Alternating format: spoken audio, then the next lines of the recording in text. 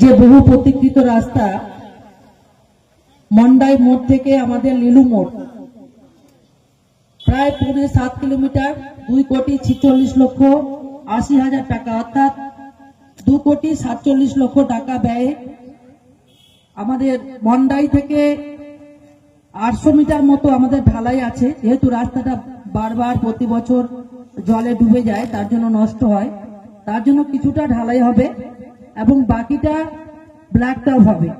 কারণ এদিকের অংশটা এস্টিমেট করে দেখা গেছে যে এদিকের অংশটা যেহেতু জলে ডুবে না, তার জন্য এটা মোটামুটি ভালো থাকে, কিন্তু যে অংশটা জলে ডুবে যায় সেটা প্রতি বছর খারাপ হয় এবং প্রতি বছর আমাদের মেরামত করতে হয়, তার জন্য সরকারের টাকা ব্যয় হয়। তার জন্য দুটো মিলে এস্টিমেট করে কিছুটা সিসি রোড আর বাকিটা ব্ল্যাক টপ মিলেমিশে টোটাল আমাদের 2,46,80,000 টাকা মতো স্যাংশন হয়েছে, ওয়ার্ক অর্ডার হয়েছে।